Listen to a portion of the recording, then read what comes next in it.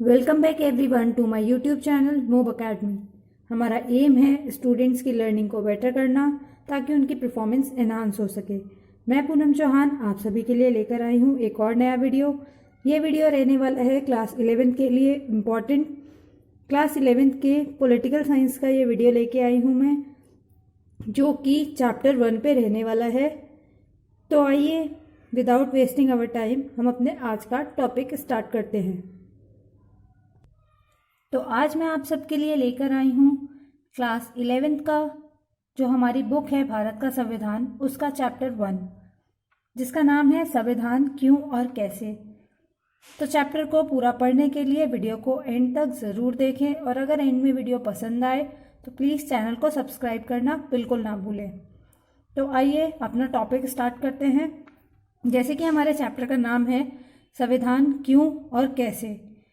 किसी भी टॉपिक को स्टार्ट करने से पहले हमें उस चैप्टर के नाम को ही समझना क्या होता है, बहुत ज़्यादा ज़रूरी होता है। तो यहाँ हम सबसे पहले समझेंगे कि संविधान क्यों और कैसे मतलब क्या है। जो हमारा चैप्टर का नाम है वो क्या हमें बताना चाहता है। तो इस चैप्टर में बेसिकली हम पढ़ेंगे किसके बारे में, संविधान के बारे में, और देखेंगे कि संविधान क्यों ज़रूरी है और भारत का संविधान कैसे बना। क्लियर? तो अब मैंने इस चैप्टर में हम कौन कौन से सब टॉपिक्स पढ़ने वाले हैं उसको यहाँ पे लिख रखा है।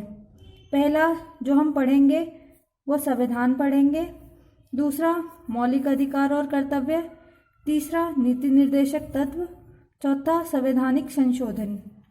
यहाँ पे मैं आपको बताना चाहती हूँ कि ये जो मैंने इम्पोर्टेंट ब्लू कलर से जो मैंने लिखे हैं टॉपिक्स, ये आपके नए सिलेबस के अकॉर्डिंग है। तो सबसे पहला है संविधान। संविधान में हम देखेंगे संविधान क्या है, यानी संविधान की परिभाषा की बात करेंगे, देखेंगे कि संविधान हमारे लिए क्यों ज़रूरी है, संविधान के कार्यों की बात करेंगे और भारतीय संविधान के इतिहास की हम चर्चा करेंगे। साथ ही साथ हम देखेंगे कि अब भारत का संविधान जब हम बात करेंगे तो देखेंगे कि संविधान में क्या क्या चीज़ें लिखी हुई हैं। तो हम बात करेंगे मौलिक अधिकार एवं कर्तव्यों की। इसके बारे में हम इसकी परिभाषा देखेंगे। सबसे पहले देखेंगे कि अधिकार क्या होते हैं। अधिकार के बाद हम देखेंगे कि मौलिक अधिकार क्या होते हैं। मौलिक अधिकारों के साथ हम देखेंगे कि मौलिक कर्तव्य क्या होते हैं, यानी इनकी परिभाषा ये क्या होते हैं और भारतीय संविधान में इनके लिए क्या प्रावधान दिए गए हैं या क्या बात लिखी गई है। इन चीज़ों को हम पढ़ेंगे। तीसरी बात जो है वो ये है कि नीति निर्देशक तत्व क्या है, ये चीज़ हम पढ़ेंगे। जैसे कि मौलिक अधिकार एवं कर्तव्य किसी देश के नागरिक के लिए होता है, उसी तरीके से नीति निर्देशक तत्व जो होते हैं वो किसी देश के राज्य यानी सरकार के लिए होता है। यहाँ पे मैंने शॉर्ट में मेंशन किया है राज्य। हम इसमें पढ़ेंगे कि एक्चुअली नीति निर्देशक तत्व होते क्या हैं, किसके लिए बनाए जाते हैं, कौन सी गाइडलाइंस होती हैं, इसमें मतलब क्या उल्लेख किया गया है भारत के संविधान में नीति निर्देशक तत्वों के बारे में, ये चीज़ें हम पढ़ेंगे। अब लास्ट जो टॉपिक है हमारा इस चैप्टर का वो है संवैधानिक संशोधन। हम संविधान की बात कर रहे हैं। हम ये भी देखेंगे कि क्या संविधान में किसी तरीके का संशोधन हो सकता है। हम सबसे पहले तो ये पढ़ेंगे कि संवैधानिक संशोधन का अर्थ क्या है, दूसरा कि क्यों ज़रूरी है संविधान में संशोधन करना, तीसरा देखेंगे कि भारतीय संविधान में ऐसी क्या चीज़ें, क्या परिवर्तन हुए हैं, यानी कौन कौन से संवैधानिक संशोधन हुए हैं, ये सारी चीज़ें हम पढ़ेंगे। तो बेसिकली हम इस चैप्टर में 4 से 5 इम्पॉर्टेंट टॉपिक्स कवर अप करने वाले हैं। सबसे पहला संविधान, देन मौलिक अधिकार और कर्तव्य जो है, फिर नीति निर्देशक तत्व एंड देन संवैधानिक संशोधन। आप चाहें तो इसका स्क्रीनशॉट ले सकते हैं, ये आपके नए जो सिलेबस आया है उसके अकॉर्डिंग है। तो प्लीज़ वीडियो को पॉज करके स्क्रीनशॉट ले लीजिए। तो सबसे पहले हम बात करने वाले हैं अब संविधान की परिभाषा के बारे में। जैसा कि मैंने आपको बताया कि किसी भी चीज़ के बारे में जब हम पढ़ते हैं तो हमें सबसे पहले उसके अर्थ को समझना होता है कि एक्चुअली में वो चीज़ है क्या, सिंपल शब्दों में उसे किस तरीके से हम समझ सकते हैं। तो यहाँ पे मैंने संविधान की परिभाषा लिखी है जो कि इस तरीके से है। संविधान को मैंने यहाँ सरल शब्दों में बताया है। संविधान एक तरीके का लिखित दस्तावेज होता है। संविधान को हम किसी भी देश की आत्मा कह सकते हैं। संविधान के जरिए ही हम किसी भी देश की शासन व्यवस्था कैसी है, वहाँ का सरकार का स्वरूप कैसा है, सरकार के कार्य, नागरिक एवं सरकार के बीच संबंधों का क्या करते हैं, अध्ययन करते हैं या उनकी जानकारी हासिल कर पाते हैं। तो यहाँ सिंपल सी चीज़ यही है कि संविधान जो है एक लिखित दस्तावेज है, उसमें सारी चीज़ें लिखित रूप में दी गई हैं। किन किन चीज़ों के बारे में? सबसे पहले सरकार किस तरीके से होगी, नागरिक और सरकार के बीच क्या संबंध होंगे, नागरिकों के मौलिक अधिकार और कर्तव्य क्या होंगे, ये सारी बातें किस में लिखी होती हैं? संविधान में। तो यहाँ पे मैंने बहुत ही सिंपल तरीके से संविधान की परिभाषा को डिफाइन करने की कोशिश की है। वीडियो को पॉज करके आप इस परिभाषा का स्क्रीनशॉट ले सकते हैं। जो नेक्स्ट चीज़ है, अब हम इस चैप्टर में पढ़ने वाले हैं कि हमें संविधान की आवश्यकता क्यों है। ये इम्पॉर्टेंट टॉपिक भी है। हमने संविधान की परिभाषा देखी अब तक। अब हम देखेंगे कि किसी भी देश के लिए संविधान की आवश्यकता क्यों होती है या किसी भी एक समाज को संविधान की ज़रूरत क्यों पड़ती है। तो यहाँ मैंने कुछ पॉइंट्स को लिखा है, हाईलाइट किया है। आप इन हाईलाइट्स को एक शॉर्ट में लिख के एक पॉइंट बना सकते हैं, उसके बाद इन चीज़ों को एक्सप्लेन कर सकते हैं। सबसे पहला पॉइंट जो है, एक व्यवस्थित समाज की स्थापना करने के लिए। एक व्यवस्थित समाज की स्थापना से मतलब है, अब देखो भारत की अगर बात करें तो भारत एक धर्मनिरपेक्ष राज्य है। यहाँ पर अलग अलग बहुत सारे धर्म के लोग रहते हैं। अब इन धर्म के लोगों में धर्म ही नहीं, जाति या किसी भी तरीके से बहुत सारी विभिन्नताएं भारत में देखी जाती हैं। तो इनके बीच तालमेल बढ़ाने के लिए, लोगों के बीच तालमेल बढ़ाने के लिए एक व्यवस्थित नियम और कानून होने चाहिए जिसे सभी लोग फॉलो करें। ठीक है, तो यहाँ पे ये बात है, एक व्यवस्थित समाज की स्थापना करने के लिए संविधान की जरूरत होती है। संविधान के जरिए ऐसे नियम और कानूनों को बनाया जाए जिससे समाज के सभी व्यक्तियों को सम्मान एवं आदर के साथ रहने का मौका मिले, साथ ही साथ लोगों के बीच तालमेल बढ़े इससे। तो यहाँ सिंपल सी चीज़ यही बताई गई है कि संविधान में ऐसे नियम और कानून होने चाहिए जो कि सभी के लिए क्या हो, इक्वल हो। किसी को ये ना लगे कि समाज में रहने पर हमारे साथ क्या हो रहा है, भेदभाव हो रहा है। अगर किसी को ऐसा लगेगा तो वो उस संविधान का आदर नहीं करेगा। क्लियर? तो एक व्यवस्थित समाज के लिए सबसे पहला पॉइंट ये है, एक व्यवस्थित समाज के लिए संविधान की क्या होनी चाहिए, स्थापना होनी चाहिए। दूसरी चीज, शक्तियों एवं सीमाओं का उल्लेख। पहला पॉइंट है हमारा ये, एक व्यवस्थित समाज की स्थापना के लिए। दूसरा पॉइंट है शक्तियों एवं सीमाओं का उल्लेख। अब देखिए, जैसा कि मैंने परिभाषा में बताया था कि हमें संविधान के जरिए क्या पता चलता है, किसी भी देश की शासन व्यवस्था किस तरीके की है, ये हमें पता चलता है। शासन व्यवस्था में आती है सरकार। क्लियर? तो यहाँ पर सरकार की शक्तियों एवं सीमाओं का उल्लेख की बात की गई है।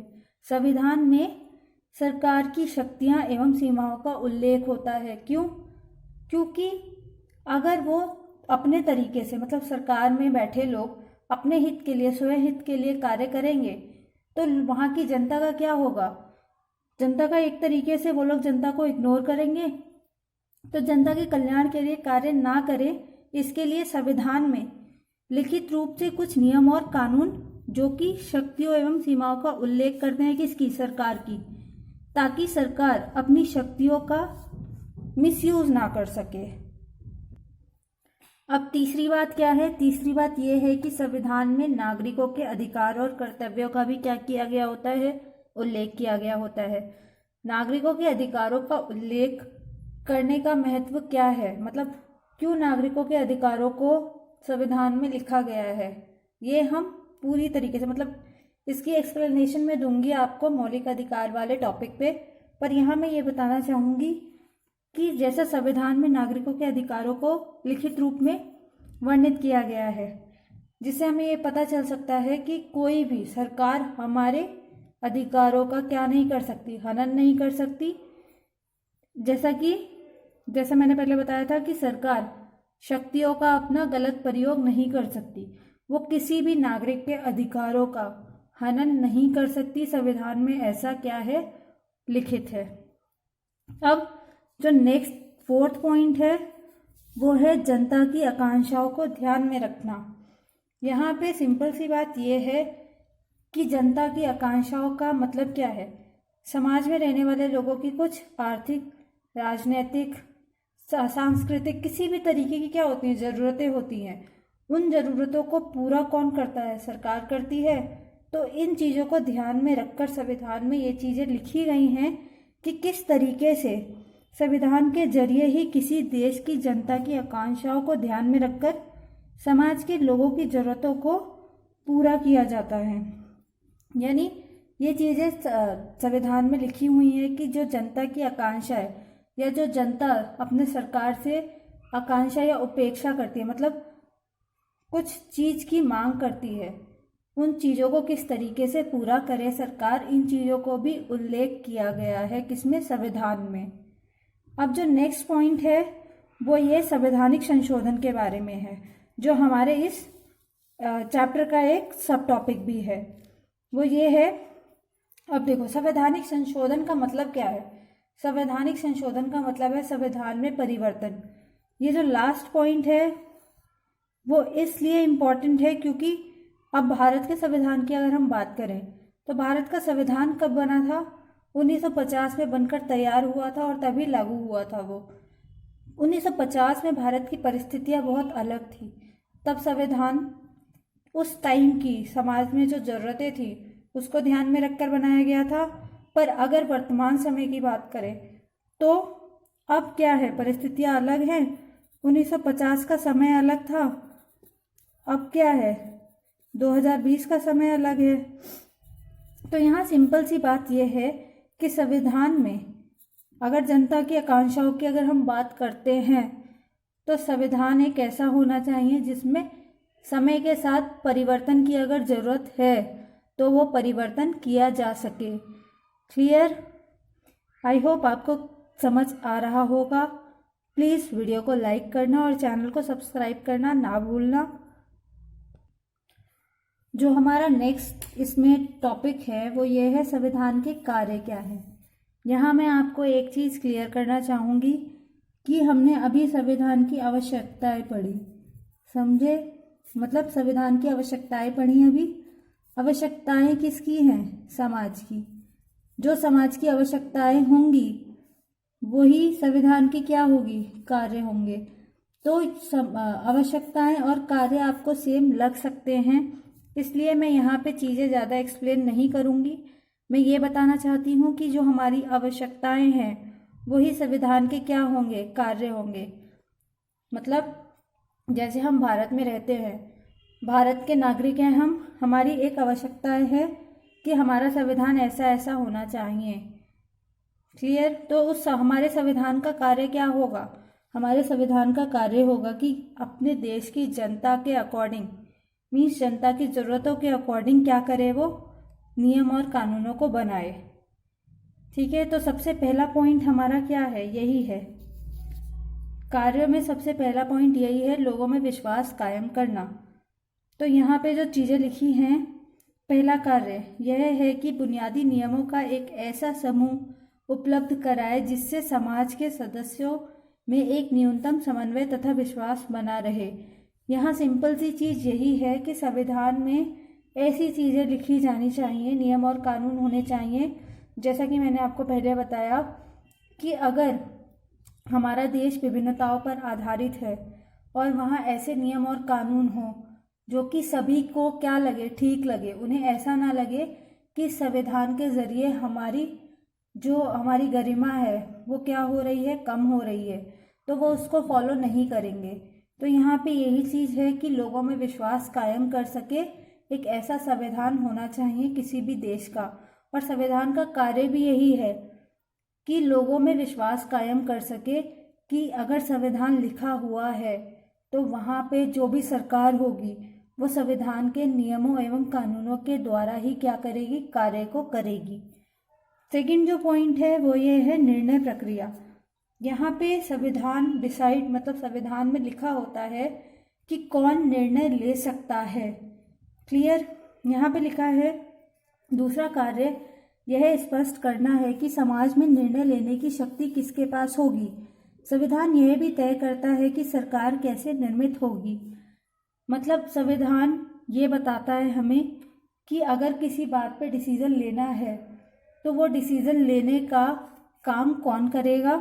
जैसे सरकार जनता के लिए निर्णय लेती है, संविधान यह भी तय करता है कि सरकार कैसे निर्मित होगी। अब अगर यहाँ हम बात करते हैं निर्णय प्रक्रिया की, सरकार जनता के लिए निर्णय ले रही है, तो जो जनता का प्रतिनिधित्व कर रहा है यानी जनता ने जिसको चुना है उसको किस तरीके से निर्मित किया जाए, मीन्स सरकार किस तरीके से बने, ये सारी चीज़ें भी किस में लिखी होती है, संविधान में। जो नेक्स्ट पॉइंट है वो ये है नियमों एवं कानूनों का उल्लेख। ये भी हम पहले चीज़ें पढ़ चुके हैं कि संविधान में सभी तरीके के नियमों एवं कानूनों का उल्लेख होता है। उसे क्या होगा, सरकार, यहाँ पे देखो तीसरा काम यह है कि वह सरकार द्वारा अपने नागरिकों पर लागू किए जाने वाले कानून की कोई सीमा तय करे। ये सीमाएं इस रूप में मौलिक होती है कि सरकार कभी उनका उल्लंघन नहीं कर सकती। यहाँ पे सिंपल सी बात ये कही गई है कि जैसे संविधान में मौलिक अधिकारों को लिख दिया गया है, किसके लिए, देश के नागरिकों के लिए। अब संविधान में वो लिखित रूप में है, तो सरकार अगर कोई नियम या कानून अलग से बनाती है तो वो उन मौलिक अधिकारों को क्या नहीं कर सकती, इग्नोर नहीं कर सकती, उसको हटा नहीं सकती। यानी सरकार अपने शक्तियों का मिसयूज ना करे, इसका भी क्या किया गया है, संविधान में उल्लेख किया गया है। मैंने आपको पहले ही बताया था कि आवश्यकताएं और कार्य आपको एक जैसी लग सकती हैं, क्योंकि ये कहीं ना कहीं जो हमारी आवश्यकताएं हैं वही किसी देश के संविधान का कार्य भी तो होगी। यानी हमारी जो नीड्स हैं संविधान उसे ही तो फुलफिल कर रही है, इसीलिए दोनों चीज़ें क्या लग सकती हैं, आपको सेम लग सकती हैं। अब जो इसका लास्ट पॉइंट है वो ये है कि संविधान का कार्य है एक न्यायपूर्ण समाज की स्थापना करना। यानी चौथा कार्य वह सरकार को ऐसी क्षमता प्रदान करे जिससे वह जनता की आकांक्षाओं को पूरा कर सके और एक न्यायपूर्ण समाज की स्थापना हेतु सही परिस्थितियों का निर्माण कर सके। यहाँ पे हमने जो हमारे आवश्यकता वाला पॉइंट्स थे उसमें पढ़ा था जनता की आकांक्षाओं को पूरा कर सके, ऐसी एक क्या होनी चाहिए, संविधान होना चाहिए। तो संविधान का कार्य भी यही है कि वो सरकार को ऐसी शक्तियाँ प्रदान करे जिससे सरकार जनता की आकांक्षाओं, जनता की ज़रूरतों को पूरा कर सके। यानी यहाँ अगर सिंपल सी बात करें तो एक कल्याणकारी राज्य होना चाहिए, कल्याणकारी राज्य जो कि जनता के कल्याण के लिए क्या करे, कार्य करे। क्लियर। आई होप चीज़ें क्लियर हो रही होंगी। अगर आपको ये वीडियो पसंद आ रहा है तो प्लीज़ कमेंट करके ज़रूर बताएं।